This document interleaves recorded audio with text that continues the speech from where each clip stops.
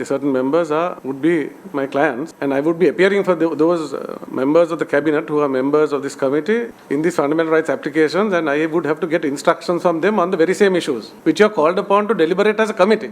Now, in that situation, if this committee were to entertain me as a witness at about the same time, parallelly, when there is a court proceeding and the matter is sub judice, there arises an issue which should be seriously considered, that whether I am counsel, as Attorney General, I am counsel for the cabinet of ministers, President, Prime Minister and the entire cabinet.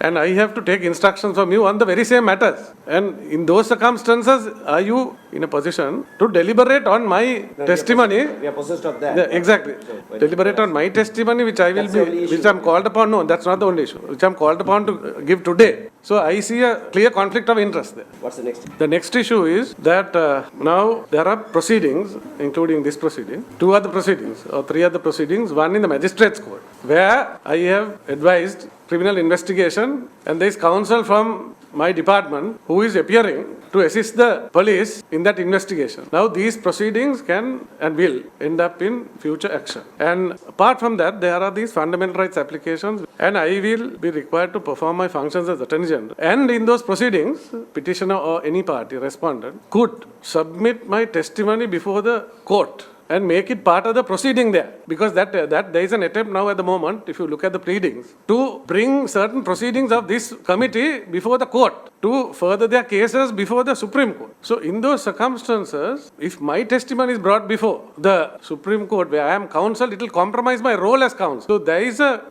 conflict there. And if I am called upon to testify, this situation will necessarily arise. I envisage it happening because there are already applications. Then the next issue is that if tailoring it to the first issue I raised, there still can be objection that having given evidence before this committee, that I would be probably disqualified from appearing for certain members, members of the cabinet, and the cabinet as a whole could be compromised if I testify here. The other issue is that if I testify as a witness here, and the criminal prosecutions which are proceeding could result in a criminal prosecution upon indictment. And in the backdrop of that likelihood, I will have to present that indictment as the Attorney General. And if I am being cited as a witness in that trial, or that criminal proceeding, my ability to present that indictment will be compromised as the Attorney General. And my officers who are here today are able to present the evidence which I am called upon to do so. And they are here, they are ready. And there won't be a hindrance. The Commission's work will not be impeded or hampered. I have made arrangements to facilitate that process. Mr. Attorney General, we have gone through carefully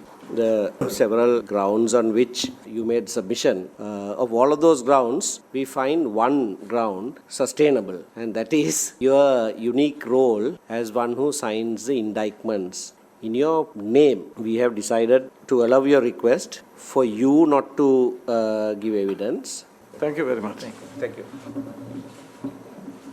From the TID dated 7th June 2017, consisting of 25 pages. Yes. You have that letter? We have. Now, what is the advice that has been sought in that letter? They have referred තවදුරටත් මෙම web අඩවිය හරහා They have sought advice on National Tawhid Jamaat and if it is a possibility to ban the websites and social media sites of National Tawhid Jamaat which spread extremist views, and if it is possible to arrest them and take legal action against them. අත්අඩංගුවටගෙන විමර්ශනයක් සිදු කිරීමට හැකියාව ඇද්දයන් සම්බන්ධයෙන් No, you answer the question, please. Yeah. Has there been a reply sent to that letter? In writing?